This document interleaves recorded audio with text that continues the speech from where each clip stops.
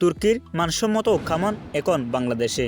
এই মানসম্মত কামানগুলো কিভাবে কাজ করে, এই ভিডিওটিতে জানা অজানা তথ্যগুলো শেয়ার করব। অবশ্যই ভিডিওটি লাস্ট অবধি দেখার অনুরোধ রইল। বাংলাদেশ সেনাবাহিনীর শক্তি আরও এক ধাপ বেড়েছে। গ্লোবাল ডিফেন্স নিউজ অনুসারে তুর্কির সর্বশেষ হাবিজার কামান এখন বাংলাদেশ সেনাবাহিনীর কাছে পৌঁছেছে। এখন 18 ব্রন MKM-04 হাবিজারদেরকে 2023 সালে কার্যকর করা একটি সামরিক চুক্তিতে অধীনে বাংলাদেশ সামরিক বহরে অন্তর্ভুক্ত করা হয়েছে।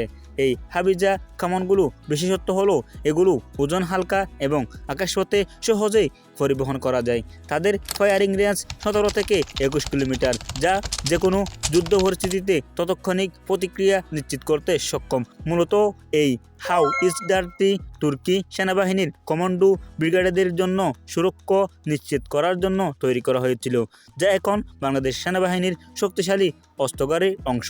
বাংলাদেশ ও তুরস্কের মধ্যে সামরিক সহযোগিতা বাড়ছে এবং এর আগে ড্রোন সহ বিভিন্ন সামরিক সরঞ্জাম নিয়ে দুই দেশের মধ্যে চুক্তি হয়েছে।